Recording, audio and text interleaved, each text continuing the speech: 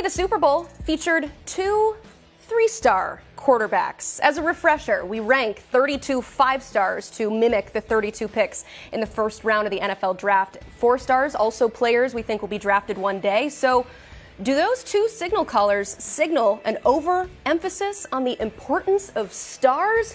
What a question, and who better to ask than national college football writer and co-host of the Cover 3 podcast, Bud Elliott. Bud, if the ultimate question is, do stars matter? What did the Super Bowl teach us last night? I mean, it's February 12th, so let's go ahead and have some fun with this and say that the Super Bowl definitively proves that stars don't matter at all, right? Like 2 3-star quarterbacks did start the Super Bowl. No, look, there are a ton of 3-stars out there, and there are even more 2-star and unrated players, who will go really low level or FCS or D2. And it's just math, y'all. Like the law of large numbers says that a couple of these guys are going to rise up. They're going to outperform their recruiting ranking. It is very possible to do so. We do see it every year. But the math also tells us that if you're a 4 or 5-star player, you're about 25 times as likely to play in the Super Bowl as if you're a 3-star, 2-star, or unrated player. So I don't know about y'all, but I like being 25 times more likely to play in the Super Bowl than not. So if I had to have my pick, I would still rather have a 4 or 5-star. But look, guys do fall through the cracks. I don't think at 24/7 Sports or any of the major services out there that we really claim to be perfect. And, credit to Brock Purdy. Obviously, Mahomes, we knew had some elite tools. He was also a baseball prospect at the time. I will give credit to, Scout.com, which had him as a 4-star. Scout obviously folded into 24/7 Sports about a decade ago now. So at least somebody saw him a lot and had him as a 4-star. But we scout traits and tools just as the NFL teams do. And there were still questions about Mahomes coming out. I mean, he wasn't a top 5 pick. He was somewhere in the teens, which seems preposterous now after the guy's won, 3 or 4 Super Bowls, and he's probably going to get another one in short order, I have to imagine, before his career's done, maybe 2 more. And yet there were still some questions, and he didn't even start year 1. He was behind Alex Smith. So think about it. You throw for a good, zillion yards at Texas Tech. The arm strength's there, the mobility's there, and you're like, yeah, I still got some questions. I don't know. And that just, I think, related to the offense he was in. At the time Mahomes was drafted, we really had not seen prospects come out of that air raid offense and have success. We'd seen a lot of failures, though, like Tim Couch at Kentucky, who was drafted, first overall by the Browns about, 30 years ago now. And, just that system wasn't translating. So Mahomes and Goff are 2 of the first guys to kind of overcome that air raid system and succeed in the league. So, yeah, we missed on him. And that stinks. I think I'd still rather have the odds on my side. Yeah, I mean, if our director of scouting, Andrew Ivins, was perfect on all of it, I can't say he'd be working for us. He would be getting paid lots and lots of money to help out those NFL scouts. But yeah, Patrick Mahomes was a 3-star. He threw the game-winning touchdown pass to a 5-star in Mecole Hardman. So it all kind of balances out there. We focus a lot on those 4 and those 5-stars, and many people just assume that means that 3 stars, they're no good. So please clarify for us. If 24/7 Sports ranks you a 3-star, what are we saying about your projection at the next level? Sure. So 3-stars are actually decently likely to be drafted. We don't put 3-star grades on prospects lightly. There are not that many 3-stars. There are certainly far fewer 4 and 5-stars. It kind of pyramids up, if you will. But 3-stars are still highly coveted prospects. They're prospects who are likely going to get good looks from Power 5 teams or are going to go to some pretty good Group of 5 type teams. So I know a lot of prospects out there probably look at it like, man, you guys got me as a 3-star. Do you realize what the makeup of your high school team is?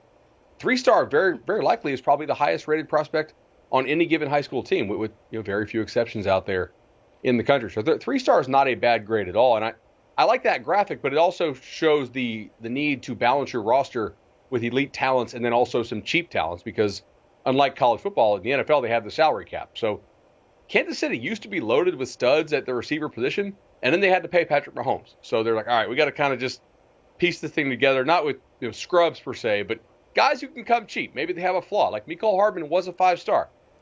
You know what? He hasn't really panned out as a complete receiver, but he still has that speed, and that's why Kansas City used him for that game-winning route last night. That little return motion, DB has to follow. Absolutely no chance that they're going to have that recovery speed to get back out there with Mecole, and easy pickings.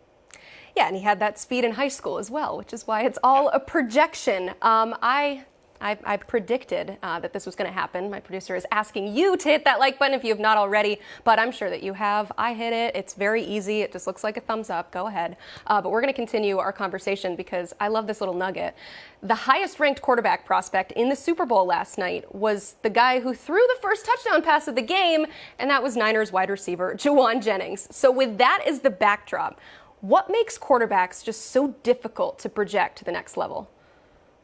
So it's a great question, but I think it's mostly because the things that are required of them at the next level are not things that they can always demonstrate either at all or demonstrate a mastery of in high school, right? Some of the mental processing stuff. How do you play under pressure? How do you play when the ball has to come out on time? A lot of these guys just don't have to demonstrate that in high school. I do think UC recruiting rankings have a better hit rate on the positions that I would just call the height, weight, speed position, right? Those positions where purely on the measurables and on the production, you can kind of see if it translates. But not everybody has the ability to have the leadership qualities, which is something that's going to be kind of difficult to gauge in high school at times. The mental processing, how do you handle under the pressure, right? Can you operate an offense? When you get to the NFL, I mean, college is one thing, but in the NFL, there's a lot put on these quarterbacks. Even these offenses where the media is going to claim, hey, it's kind of spoon-fed to the guy. It's still a lot more complicated, a spoon-fed NFL offense, than anything you're going to operate at the high school level. And even if you're really brainy, almost certainly the rest of your teammates in high school are not. So even if you could, I guess in theory, show that ability to have a mastery of some super complex offense, you just wouldn't run that in high school because you got guys in your team who are freshmen and sophomores, and they're probably not going to be able to master that alongside you. So yeah, it is really tough. You have to evaluate as best you can how they process. I'll give credit to Elite 11. I've been doing this for almost 2 decades now, and Elite 11 used to be kind of stand there and throw. And now at least they've made you throw on the move and try to have different challenges mentally and physically to try to more simulate what the modern game is requiring of prospects, which I think helps, but it's still a bit of a crapshoot. Yeah, especially when it comes to manufacturing pressure. I know you mentioned Elite 11. They do a lot to try to create that, to see how these guys will react under it. But man, Brock Purdy, you talk about just being so calm, cool, and collected. He had to be in a Super Bowl for you to realize that he is capable of that. So it is a tough thing to project. But ultimately, as I said at the beginning of this segment, our projections are all based on the NFL draft, and it's coming up. So what are some important things to remember about high school projections as we head into draft season? So high school projections actually translate to the NFL draft extremely well. You are a lot more likely to be drafted and drafted highly if you are a 4 or 5-star player. 24/7 Sports has been the most accurate recruiting service out there, I believe 6 years running. I always run the analysis, but it's free out there for everybody to nitpick the methodology. If you think I'm biased, go ahead. Please do. I'm pretty sure I'm not, although I do work here. So we've been the most accurate. I'm hoping that'll be true again come this draft. And I like to dig into some of the stories too, because I'm kind of a perfectionist and I want to know why we missed on guys. Okay. And sometimes it's like, you know what? Oh, okay. So this guy, he grew 3 inches. He only played 1 year high school football. He was playing the tuba in the band for the first 3 years. And then he also put on 80 pounds of good weight. So you know what? I'll take that loss. Like that's a fine miss on a guy that you had unranked. And we see that every year. So I like those fun stories. And then I also like the ones where it's like, yeah, we knew that guy was probably a stud from the time we saw he was 14. It was just one of those, hey, God-given talents. If you just stay healthy, you're getting paid. Yeah. I've talked to colleague Cooper Patagna, who's part of our scouting team, about this all the time. And he says, yeah, the misses are what keep you up at night for sure. And so it's good that you go back and evaluate. But you're right. Those numbers are available. You're not biased at all, but we're biased. And we like to have you on the show to explain all of this to us. Bud, thank you so much for being here. Have a good one, Emily. Enjoyed it. We appreciate it. You can check out the Cover 3 podcast on YouTube and, of course, wherever you get your podcasts. I listen to all the episodes. They're fantastic. They will keep it rolling through the offseason, so you will be the smartest college football fan in your circle.